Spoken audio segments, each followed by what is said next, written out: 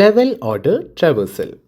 Level order traversal is a breadth first traversal technique for tree traversal in which we traverse the tree level by level, and that too in each level you have to traverse from left to right. So in the previous three lectures we learned about three different depth first traversal techniques, which were pre-order, in-order and post-order traversals. So here we are going to learn about breadth first traversal technique called as level order traversal. What we'll do, we'll take the same example that we used for the previous lectures and we'll see what is the sequence for level order. So you'll clearly understand what is the difference in these traversal sequences and what is it in level order. So we'll take the same tree. A is the root. A has two children, B and C. B again has two children, D and E. C has a right child called F. So this is the tree. We use the same tree for all the previous traversals. Here we are going to do level order traversal. So what is the rule? Traverse it level by level, and in each level go from left to right. So this is the simple rule. So it's easier to do here. What is the first level? This is the first level. Only node present is A. So write down A. Then you go to the second level. Second level traverse from left to right. So first you go to B, then C. So write B and then C. So second level is also completed. Then you go to third level. Again write it from left to right. So D, E, then F. So I'll write D, E, F. So this is the level order traversal of this tree. This is much easier to understand, much easier to do compared to our previous three lectures. That is, compared to depth first traversal techniques, this level order traversal is much easier. But the question is, how do you write an algorithm for this? How do you write a pseudocode for this? Because the problem is, previously we were going through the tree like this, which means tree was connected in some way in the same order. But here you are going each level, which means this tree is not connected level by level. What I meant is, if you want to go from B to C, it's okay. You can at least understand it is siblings. So you can go to A and go to C. But in level order traversal, you may have to go to a child of a totally different parent right after visiting a node. For example, after E, you have to visit F in level order traversal. That you have to visit this node. If you have to reach from E to F, logically if you think, how can you reach from E to F? It is very difficult, because if you want to find F from E, the only way is you have to go to B, then to A, come back to C and then to F. So this is the long route you have to take in order to get F after E. So how do you implement this? How do you actually write an algorithm which can find out the level order traversal? I understand when you look at this tree, it's very simple. You can simply see each level and write it down. But how do you write a pseudocode for this is the question. And what is the logic we are going to use?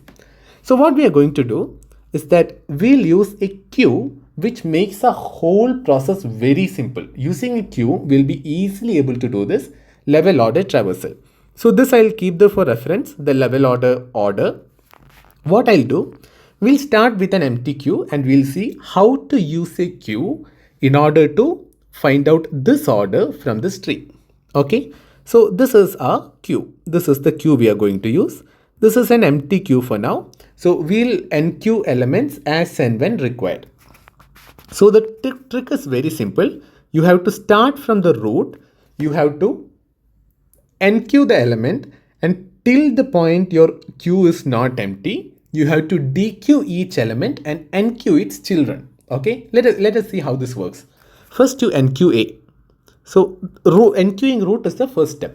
After this, the only logic you have to do is you have to dequeue one element from the queue. So this is a queue, so you will enqueue always from this side and you will dequeue from the beginning. From here you will dequeue.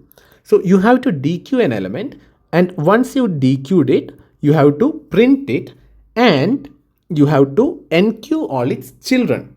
Again, you have to do in left to right order, left child first, then the right child. If you do this, you will get the same order. That's my point.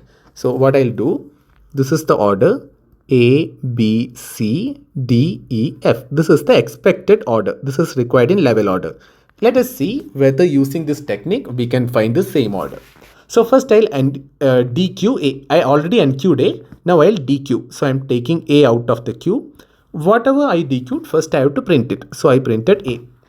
Then here I am preparing the output of level order traversal.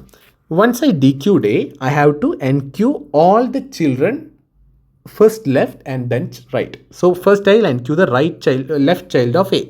Is left child present? Yes, A has a left child which is B. So I'll NQ B.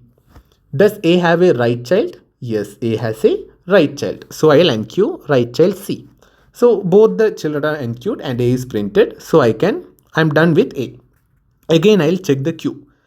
So this is my queue. So whether the queue is empty or not, queue is not empty, which means I'll DQ an element. So I'll DQ B. So I got B. Whenever I DQ, I have to print it first. I printed B. Next step is see the children of B. B has two children, D and E. So I'll NQ D and E. The next step is, I'll write this here, C, D, E. These are the present elements in the queue. So I am done with B because I NQ'd both the children of B. So I'm done with B. Again, I'll go back to the queue. I'll check the queue. Queue is not empty, which means I have to DQ. I DQ'd C. I got C. Whenever I DQ, I'll print it and NQ all its children. D has only one child, which is F. So I NQ'd F. So I'm done with C. Next, I have to DQ D. I DQ'd D. I'll print D. Then I'll see whether D has any children. D doesn't have any children, so nothing more to be done. I'm done with D. Next step, I'll DQ E. Whenever I DQ, I'll first print it. Then I'll check for the children. E doesn't have any children, so I'm done with E. I'll again check if the queue is empty. So queue still has one element, which is F. I'll NQ it. Whatever I have NQ'd, I'll print it down. Then I'll see whether F has any children. F doesn't have any children, which means I'm done with F. So now the queue is empty. Whenever the queue is empty, I'm done with the process. I'm done with my order. Now check this order. This is exactly the level order traversal that we wanted. So this is how you write a algorithm for level order traversal. In the algorithm, you should follow this steps. That is, you have to create a queue, NQ an element to the queue starting from the root, then DQ an element and NQ all its children. This is the logic. So let us write a pseudo code for this. How does this work? So we'll just follow whatever we just explained. The same thing we'll convert to a pseudo code. Okay. So this is a level order traversal function. Level order of, we'll start with the root. So level order of root. In this, what do we have to do? The first thing is you need an empty queue. So queue. This is my empty queue. Okay. This is an empty queue. So I have an empty queue now. The next step is I have to NQ root into this queue. So I'll do NQ the root. Root is where I'm starting. So I'll NQ root into my queue. This is the first step. Once I NQ'd the root into the queue, what do I have to do? I have to DQ elements one by one, print it and NQ its children. So once I NQ'd, what do I have to do? I'll have a while loop. So I'll have a while loop. In the while loop, till the point Q is not empty. While Q, which means while Q has some elements, I'll continue doing the remaining steps in a loop. What are the steps? The first step is I have to DQ one element and then print it. So I have to, I'll DQ one element. Let us say I'll call it node. So node is equal to, I have to DQ from Q. So I have the queue. From this queue, I'm going to DQ one element and that element I'm calling as node. So once I got the node, what is the next thing? I have to print it. So I'll print node. Once I print the node, what do I have to do? I have to NQ all its children. So first left child and then the right child. So first I'll check whether it is having any left child. So if node has any left child, which is node pointing left, if the left child is present, what will I do? If the node has a left child, I have to enqueue that left child. So I'll do enqueue of node pointing left into the queue. The same way I have to do for right child. That is, if right child is present, that is, if node pointing right, if right child is present, what will I do? I will enqueue the right child, node pointing right into the queue. So this is the pseudo code in order to do level order traversal. What are the steps? I have an empty queue initially, then into that queue I'll enqueue the root, then I'll start a while loop. This while loop, that is these steps, will keep running till the point my queue is empty. I'll dequeue one element from the queue, that is the front element will be dequeued. Then I'll print that element. After printing, if that element has left child, I'll enqueue the left child into the queue. If that has a right child, I'll enqueue the right child as well into the queue. So this is the pseudocode. What is the time complexity of this? Time complexity is order of n. Why is it order of n? Why is the time complexity of level order traversal order of n? What are we doing? Whenever you have a tree, you are going to visit all the nodes in a tree and you are going to visit each node exactly once. So if you have to visit all the nodes once, then what is the time complexity of it? Time complexity will be order of n, right? Because you are visiting each node exactly once. Similarly, what is the space complexity? What is the space complexity here? It is again order of n. Why is it order of n? Think, why is it order of n? It is order of n because of the queue you are using. You are using a queue, right? This is the extra space you are using. See, we already discussed that space complexity should always be extra space. You should not count the space that is already provided as input. So as input you are having the tree, that is not counted. Whatever you are having as extra is what is counted. So here you have extra queue. And what is the maximum possible size of this queue?